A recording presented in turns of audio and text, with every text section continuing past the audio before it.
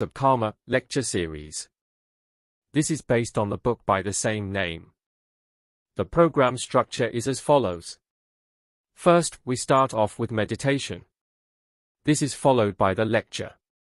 We have a questions and answers session scheduled after the lecture. After the questions and answers session, we conclude the program.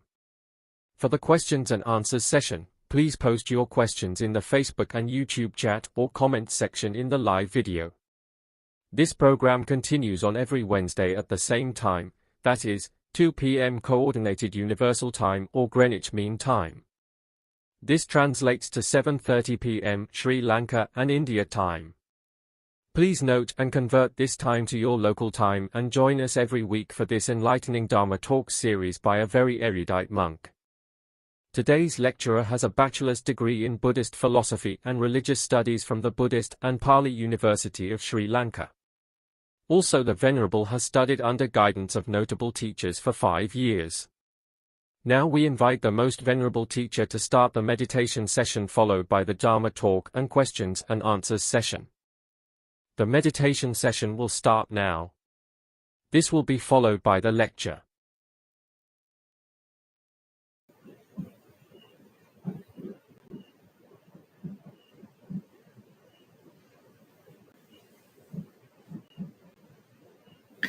Okay, so we will probably have internet connection issues today. So let's see what can we do. But in case if I lose the connection for more than 5 minutes, take it as that the session finished and we will have to continue next week. So we can sit in a comfortable meditation posture. Let's take 10 minutes of meditation.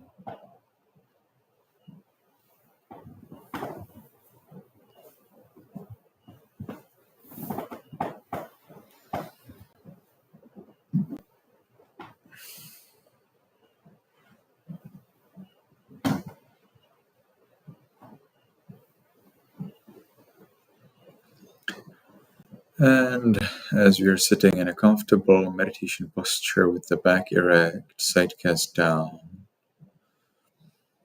we can make the first determination in our minds voicelessly.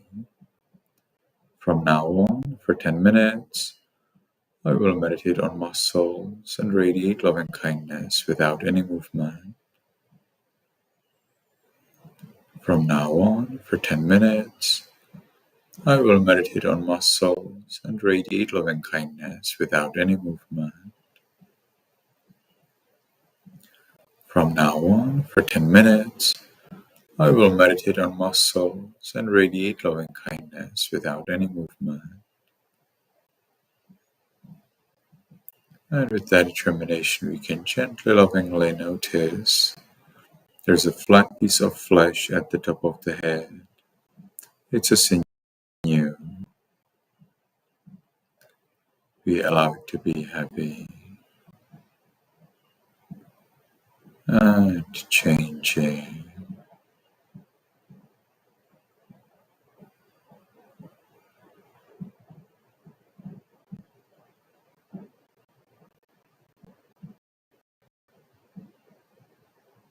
Continue in this manner, accepting change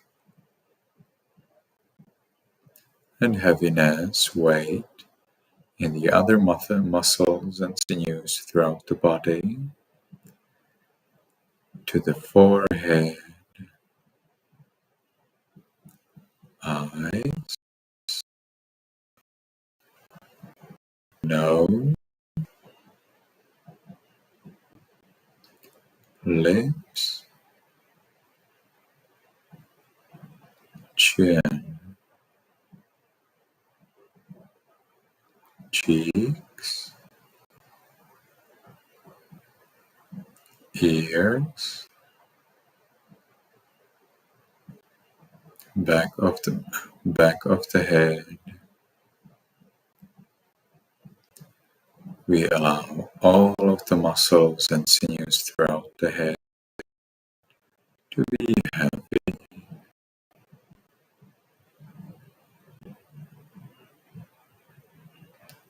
and changing.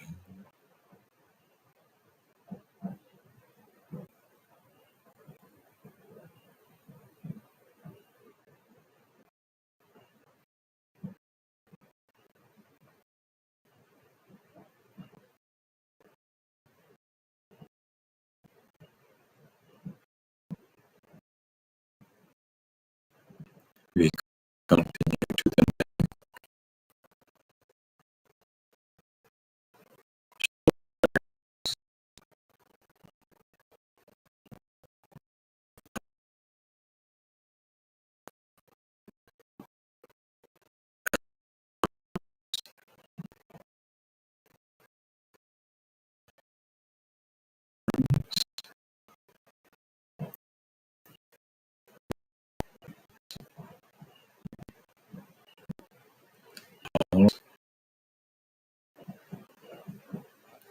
fingers, tipped fingers, chest, abdomen,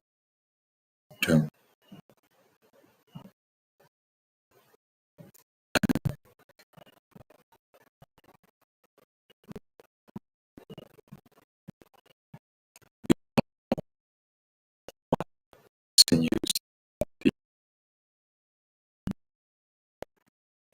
to be.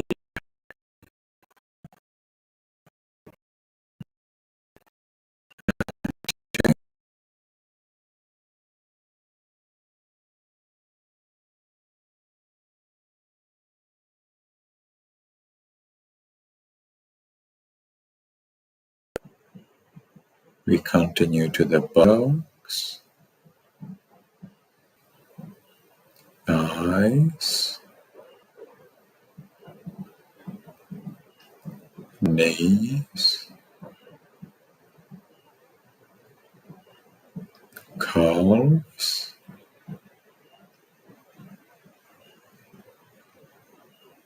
heels, soles,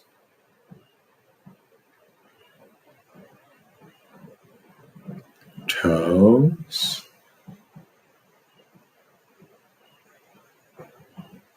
tips of toes,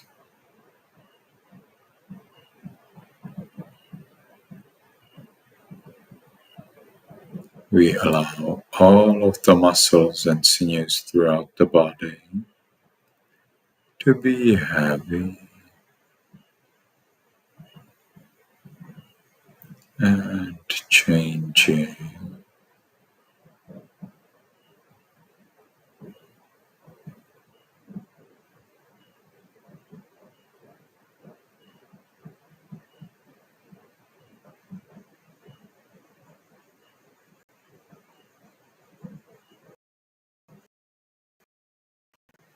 And as we allow the bodies,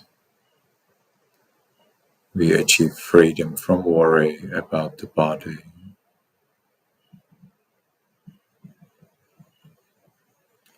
Let's enjoy this freedom. Let's watch this peace.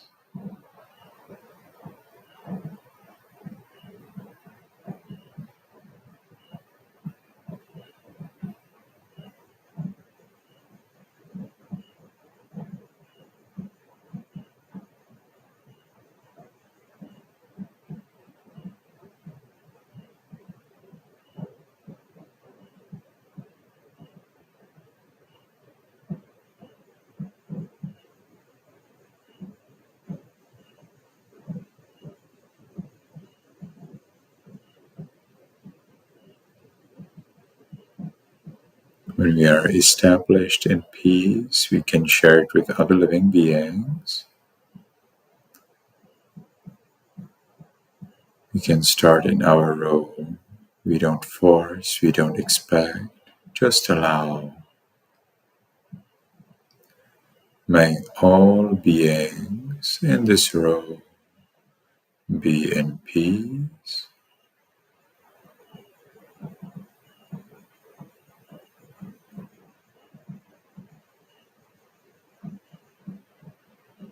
And we can gradually expand.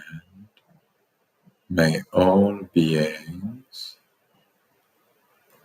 in this building be in peace.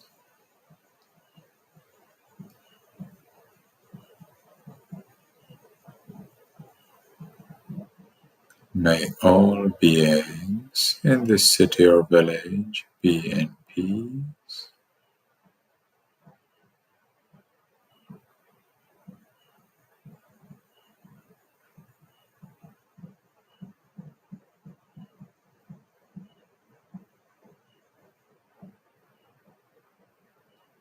May all beings in this country be in peace.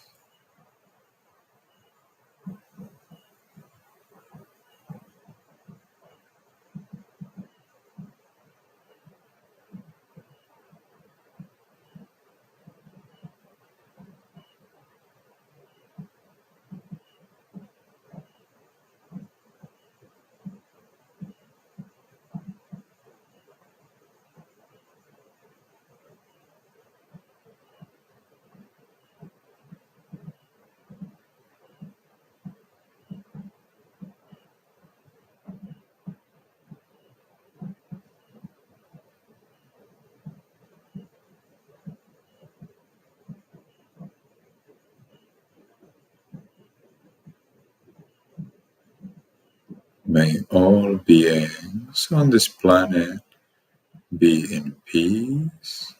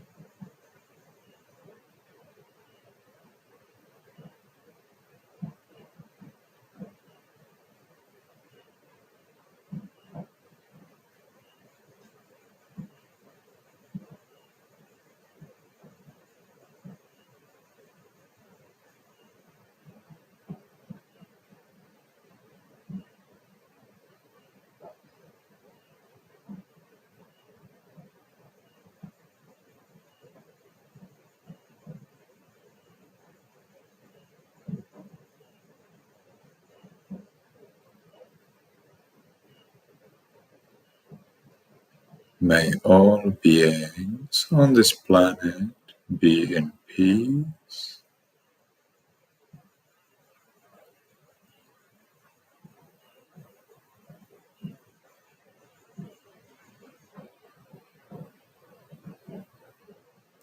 May all beings, including me, be in peace.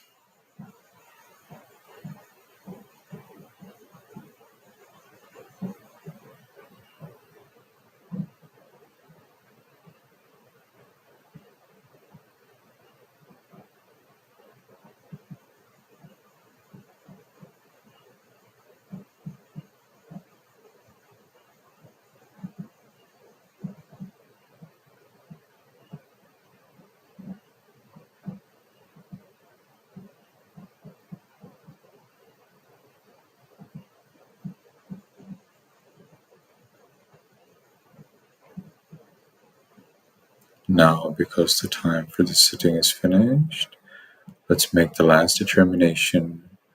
From now on, I will always be calm. From now on, I will always be calm. From now on, I will always be calm. And with that determination, we can slowly, mindfully change the way of our sitting.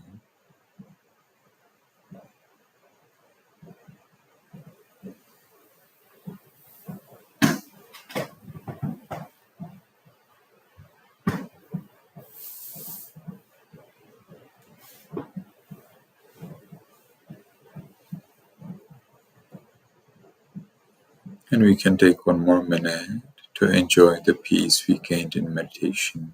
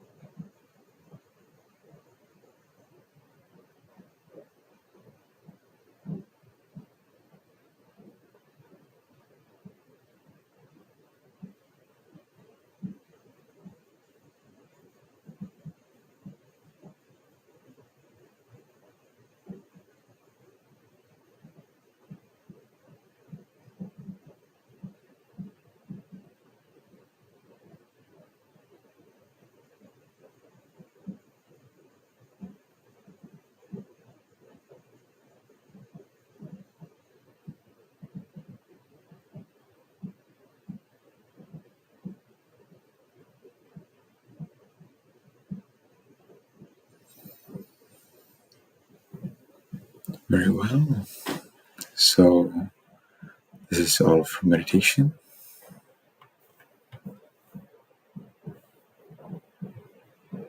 Lecture will start now. A questions and answers session will be held after the lecture. Post your questions in the Facebook and YouTube chat or comments section.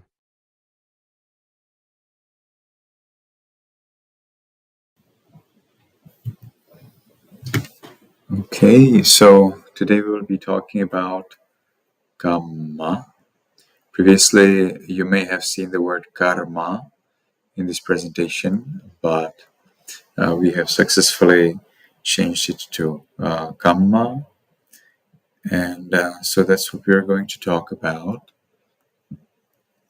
We follow a book from 𝗹𝗶𝗸𝗲, as you have probably heard, and the style is that I'm reading the book and I'm providing some additional information or emphasis or whatever it is that I would like to share with you regarding the portion that I have highlighted for you and for me as well. Okay.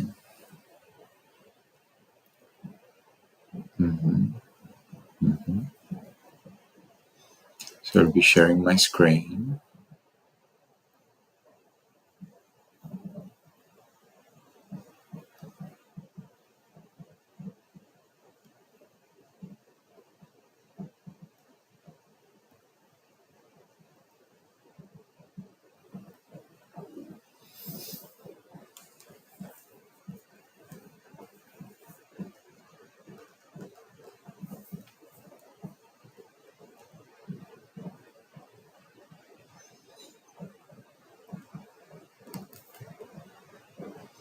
So last time we were talking about the qualities of a noble disciple who is disciplined through the qualities that are missing in an undisciplined disciple.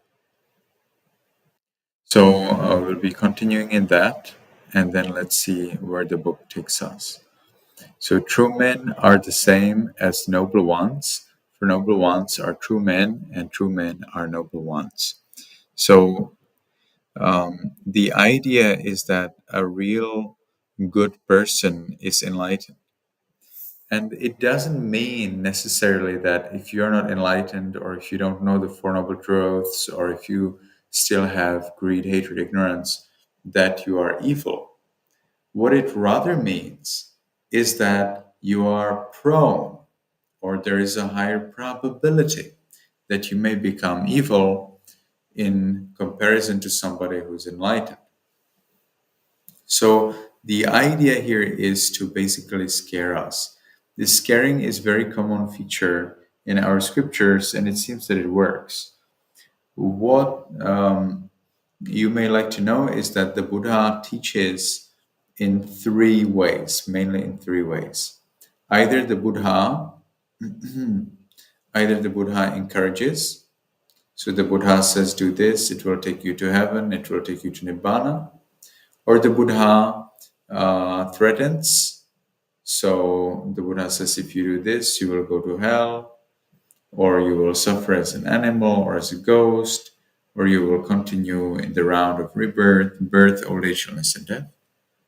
And the third method of the Buddha's teachings is both in the way of encouraging and discouraging. So at this point of this book, we are talking about the discouraging style. So true men are the same as noble ones. If you want to be a noble person, if you want to be true, you will need to become enlightened. If you're not enlightened, something is not right with you. It's possibly right with you now, but it might not be right anytime later. So to make sure that everything is right with you, that means to make sure that you do not fall into the wrong view of self, to make sure that you do not get a doubt about the Buddha's teachings, and so you continue in practicing generosity, ethics, meditation, to make sure that you do not start to engage in wrong practices, such as killing fish and donating it to the deities, or killing some other animals and donating them to the gods, or the idea that telling lies is actually helpful, or any other ascetic practices, or any ascetic practices. Telling lies is not an ascetic practice, but any practices that you may follow, that you may decide, which are, however, not in accordance with the Buddha's teachings, they are also abandoned by the first level of enlightenment. At the second level of enlightenment, even greed and hatred still appear in the mind of the person, but they're much less than in the person who attains the first level of enlightenment. So suppose that a dog was cloak-bound. So cloak-bound means that the dog has apparently a piece of wood hanging on their neck and covering their legs. So it's hanging right in front of their legs. And when the dog is running, this piece of wood hits the legs, and so it's painful. Therefore, the dog does not run. So a dog was cloak-bound, and to a strong post or pillar was bound close. It would keep going around and circling around the same post or pillar. So two monks, an uneducated person who did not understand the Four Noble Truths and doesn't follow ethics, considers the five aggregates as self, not just together, but even separately. So it seems that in the Buddha's time, some people believe that their body is their self. Actually, we get that today, especially in the scientific community. People believe that their self is their body, that it's this material body. Or the feelings are self, or the perceptions or formations, which here I dare to believe that it means intentions. So one's intention, and then consciousness. So an uneducated person, somebody who's not enlightened, may still believe that one of the five aggregates is actually themselves, is the person, or that their self is included in the five aggregates, or that the five aggregates are somehow included in their self.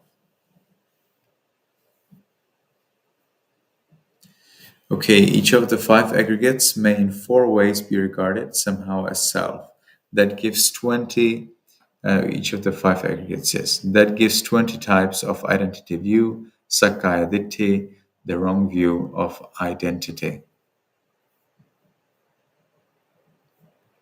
So what are those four ways? So as self, or having as or self as having materiality, or materiality as in self, or self as materiality. So for the feelings, it's the same thing. So it would be feelings as self, or self as having feelings, or feeling as in self, or self as in feeling, and so on and on for the 5 aggregates. So just as a candlelight and flame are identical, so may one think one's materiality and self are identical. But candlelight and flame are totally different.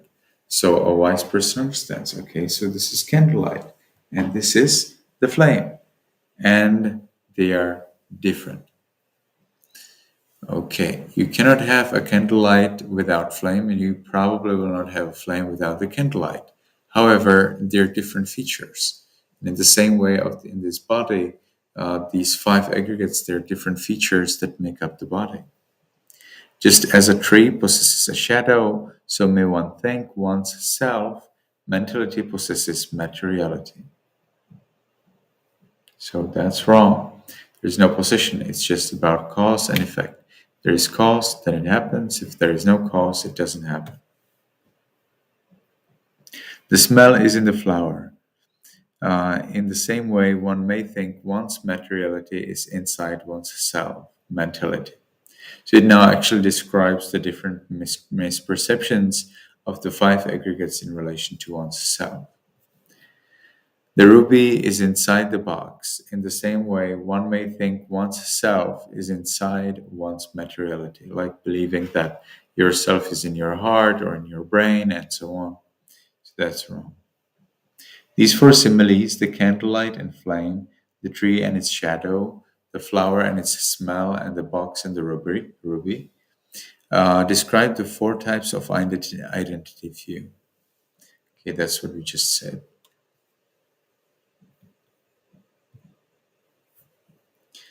So the term has yet other meanings. Yes, that's for formations. We already talked about formations last meeting, so I'll a little bit brush off. So formations are especially of 3 kinds. So first kind of formations is the formations that you learn in Abhidhamma. Those are the 50 Cetasikas. It's very common for people to believe that formations are Cetasikas, but even though that may be true, it's not related to our practice. The Buddha explained in the Sattatthana Sutta, I think of Samyutta Nikaya, interestingly. The Buddha explains there that we should watch formations as our intention, sancetana. So it's very different from Abhidhamma that takes formations as ethical and unethical mental states. Then another kind are the intentions that we make based on ignorance. So, for example, intention to give, intention to steal, and so on. So these intentions are based on ignorance. Our intentions, whether good or bad, they count as this special kind of formations. So even the Buddha has actually intentions, but they are not influenced by the defilement. So we are coming to another kind of formations. That's the formation which is very natural in the 5 aggregates. So all of us have 5 aggregates. Even the Buddha had 5 aggregates. And formations is one of the 5 aggregates. So what kind of formations did the Buddha have? Well, the Buddha had formations that are not dependent on ignorance. And so there are no more the kind of formations that are dependent on ignorance. So how do you distinguish them in the speech? Yes, so those that are dependent on ignorance are called 𝗷𝗶𝗸𝗲, the higher formations. Those that are not, yes, and they also can be called kamma. But then there are formations that are not dependent on ignorance, because the ignorance is entirely eradicated. For example, in an arahant or in a Buddha. So in that case, these formations are specifically called kiriya. Okay, so that's the action, the activity of an arahant which is not based on ignorance, and therefore it does not produce new karma. Okay, so what else do we have? In 5 cases where one regards self as directly identical to either materiality, feeling, perception, formations, or consciousness, it is a manifestation of the annihilation view, 𝗀𝗀𝗃𝗃. So now we are going to learn how these self-views are actually dangerous and how they're related to the different philosophical views already present during the Buddha's time. So in 5 cases out of those 20, where one regards self as directly identical to other materiality, so then it is manifestation of the annihilation view. Why? Because they perish. And with the idea that yourself is within these 5 aggregates, well then, upon perishing of these 5 aggregates, there is perishing of the self. The self doesn't exist because the self simply is not there. There's no power that we have over the body or the mind or others. So no self there, nothing that you can take in order to make a kind of like a lever. There's this saying, I don't know who said that, Socrates or somebody else, that give me a stabilized point in the universe, and I will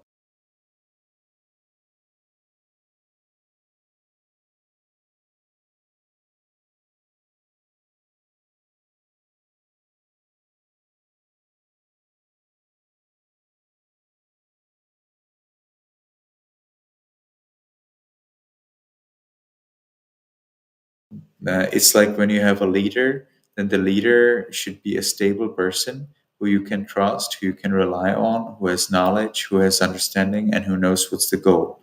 So a leader then is a reliable person, and that leader, through the reliable... okay, so it seems that connection was lost. Is it still lost?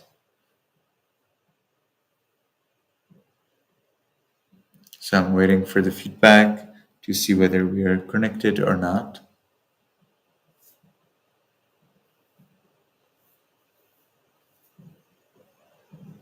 Okay, now we are reconnected. You lost about 3 minutes. Oh, that's amazing. And I actually get the message only when we are reconnected, right? Because when the connection is lost, then I cannot get the message that the connection is lost. Isn't that amazing? So, 3 minutes. That's amazing. Okay, so I will simplify. So the idea is that if you want to make change in the world very reliably, you need to have a reliable point. And based on that point, you can start making big things. So, for example, if you have a leader is a reliable person who you can trust, who knows what's the goal. And if a leader is the reliable person, well, then it's possible for the leader make use of this stabilized point, that means his character, to lead the people. So the more stabilized point you have, the more power you have. But there is this truth that there is no stabilized point at all. So there is nothing stable, nothing reliable. Even the best leader at one point can fail or not do something that you would expect them to do. And so the idea with the 𝗀𝗃𝗃𝗃, or with the wrong view of nihilism, is that if the 5 aggregates are not stable, well then upon death they perish. And if they perish, then there cannot be something new. So that's because of the idea within the 5 aggregates.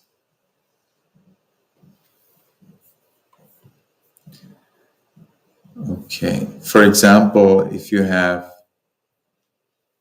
what could you have? Um, yeah, you could have the flame and the fire. So you have their flame and the light. So upon destroying the flame, the light is gone.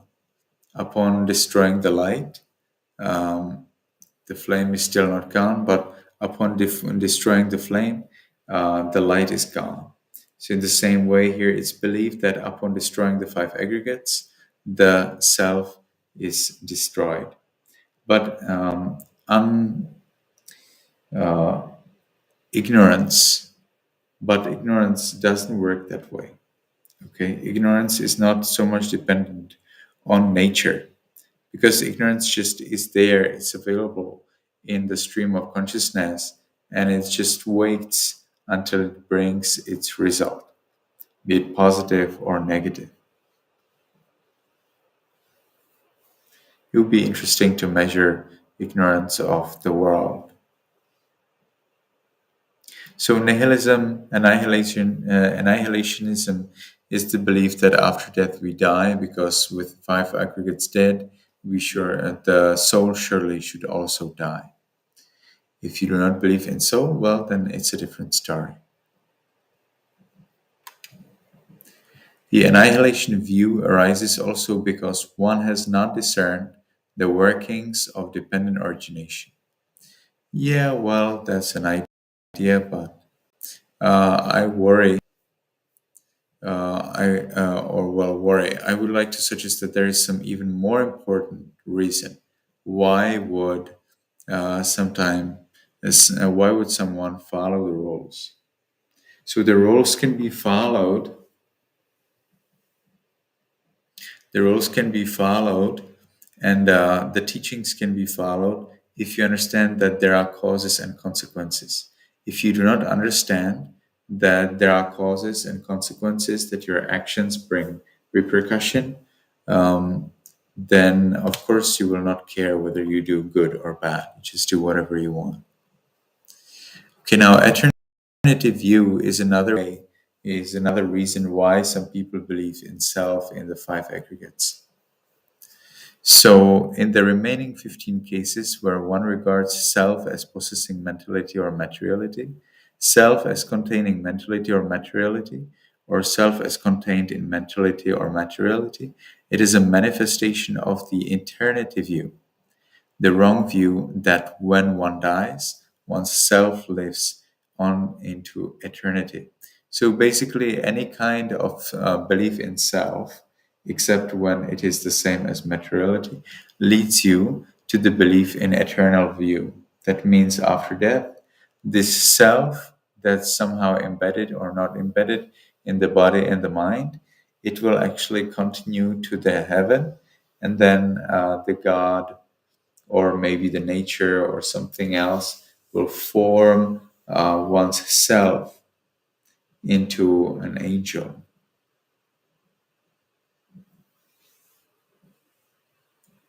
They will.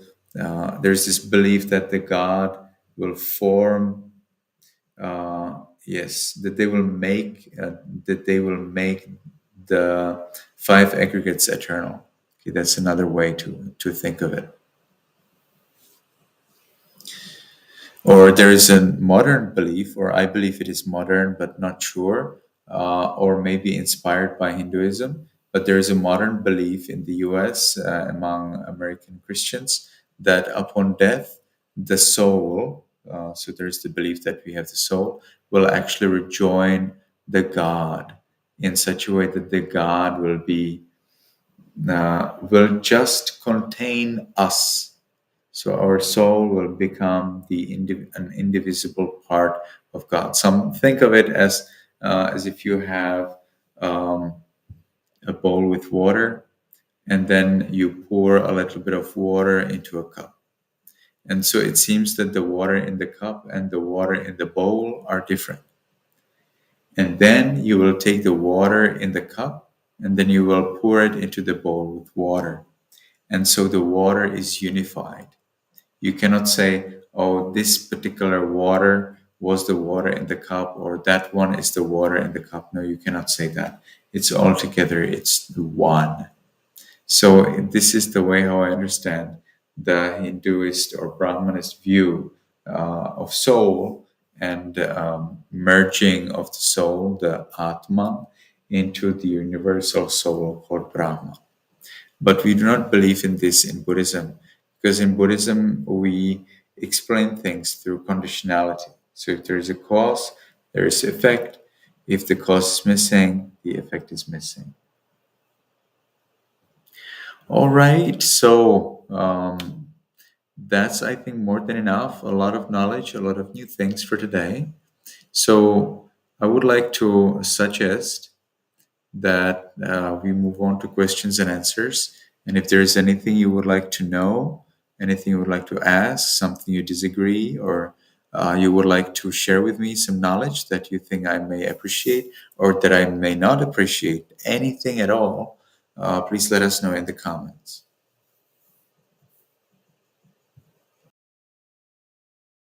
Questions and answers session will start now.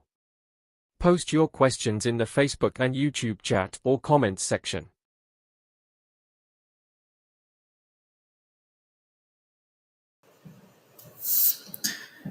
Okay, so I see here several questions. How many types of identity views are there in other schemes?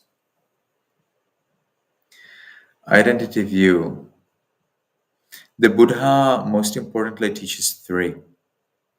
The Buddha most importantly teaches three, and these three are included in the discourse on not self, Anatta Lakkhana Sutta. And I would like to point you towards the great discourse on not self given by 𝗷𝗶𝗶𝗷𝗲. So 𝗷𝗶𝗶𝗷𝗲 was a very famous and very powerful and influential master in Myanmar, and he has given several discourses, I think about 8 or 10, regarding this discourse, Anatta Lakkhana Sutta. These discourses were then written down in Burmese and summarized and translated into English. The English version has about 80 pages in the version that I have read, but you may read some books where the text is a little larger, so they have more pages. It's an amazing book, and I personally believe it's the best book for anyone to study the basics of the Buddha. So it's called the Great Discourse on Not Self, and it was written by 𝗷𝗶𝗶𝗷𝗲 Sayadaw. Unfortunately, this book is not that famous online. It is there, but it's not so famous. Why? I don't know. But again, I want to stress, in my opinion, I believe that this is the best book to read, to understand the Buddha's teachings. The best of all in the world, of all that I have ever read. Okay, so the Buddha explains three kinds of identity view. Three. So here you had 20, but these 20 kinds of identity view are not that really typical for the Buddha. The Buddha simplified into three.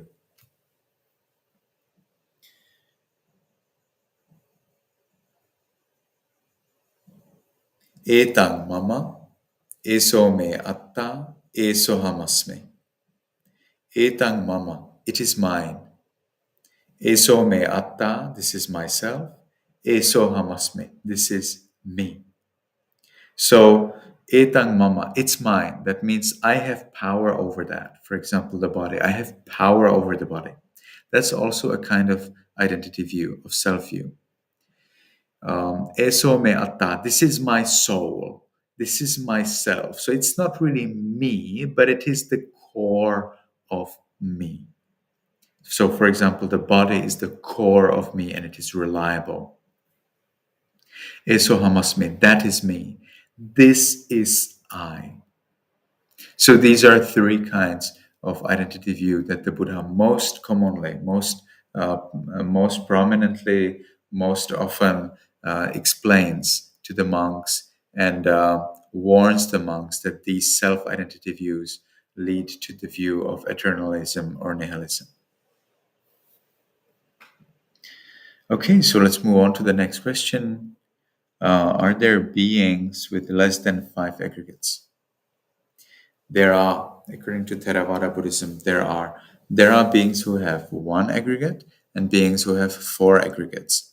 You may have heard that maybe in these worlds where the beings have 4 aggregates or 1 aggregate, that the other aggregate is there, but it's very subtle. However, in our scriptures, in the Theravada Buddhism, we totally, absolutely reject that idea. Nope. There's only that 1 aggregate, or only the 4 aggregates, and nothing else. So, for example, in the world of Asanya Satta, all of these worlds where there are only 1 aggregate or 4 aggregates require that in this life you will achieve very deep levels of concentration. Without them, you cannot become a being with less than 5 aggregates. So very deep levels of concentration, which are dependent on very high level of ethics, but with the belief that, for example, body is wicked. And with the belief that body is wicked and the desire to get rid of the body, well, then you may meditate, you may achieve very deep levels of concentration, and then be born in the world of mind, mind beings. So there you have only mind, no matter at all. So you would be still enjoying some peace and so on, but there is no body at all. And this would be in the world, or there are 4 worlds like that, where everybody is like that. So you're not a weirdo who has no body and just mind. No, not at all. Nobody in that world has a body. And similarly, there is a world. So what are those 4? So those are the 4 aggregates: feelings, perceptions, intentions, and consciousness. But then there is another world where you get only 1 aggregate, and that's the body. That's for the beings called Asanya Satta, those beings who do not have a perception. To be born in that world, you also need to work very hard in your meditation practice, achieve deep level of concentration. In this case, you would, however, believe that only the body is not wicked, only the mind is wicked. So with this belief, you may be born in that world of the so-called non-percipient beings.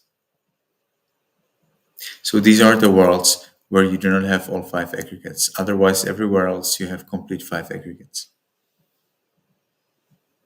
If you are born in a world like that, you will die after some time. Wherever you are born, you will die. There is no world where you can live eternally.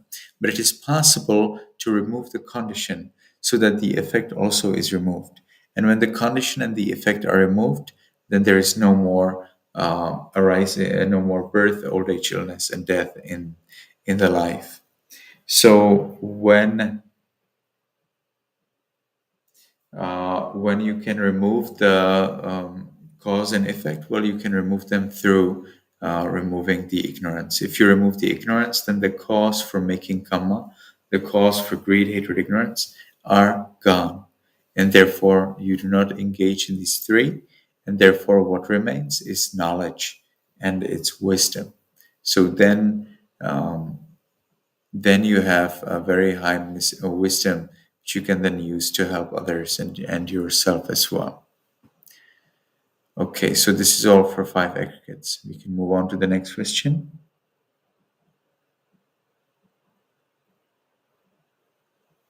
How does the self-view arise? I don't know. And the Buddha did not really explain. The self-view has been here for billions and billions of lives. And people just have been nourishing it. People just haven't been growing it. And if somebody says that there is no self, the people get so angry and disappointed. No, there's no self.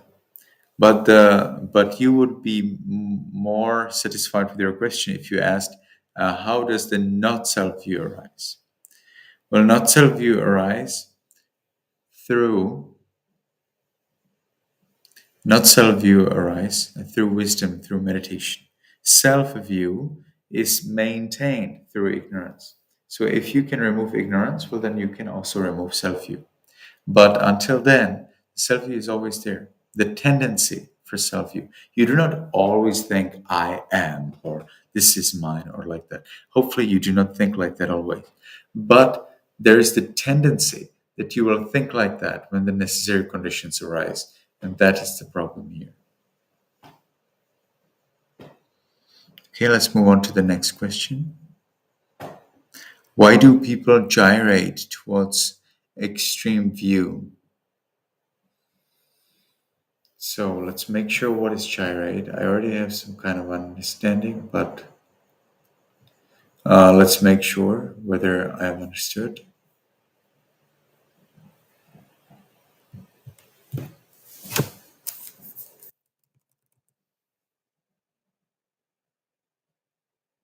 Revolve quickly and repeatedly around one's own axis.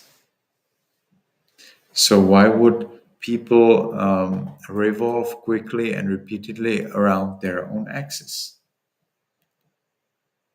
I see. And that would be, and what would be the axis? Probably the extreme views. So why do people tend to incline? Why do people incline to have wrong views? Probably because it's easier. To have the right view, you have to make more effort. You have to be generous. You have to practice morality. You have to practice meditation. So that's a little bit troublesome, especially for people who don't want to live ethically, or who believe that,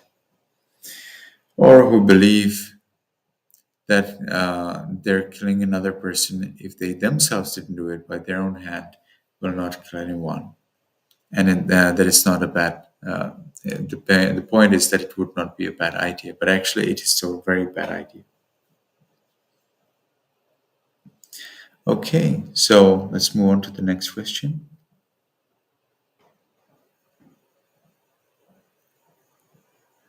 How does the concept of soul arise? Many civilizations have this concept. That's right, and many religions as well.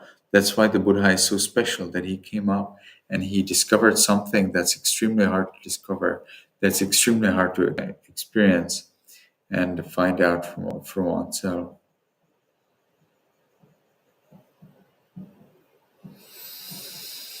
And maybe you have already noticed that I'm getting extremely tired. So it was a pleasure to see everybody. I would like to ask the organizer to write down the notes. Sometimes it's very hard to get the comments, so I'm taking screenshot of the comments. When we finish the broadcasting, your comments may not appear under YouTube, but they may appear later, let's say after 1 week or sometime later. But to me, they appear here right away. So thank you everybody for coming, and may you be happy, may you be healthy, and may you be successful in everything you do.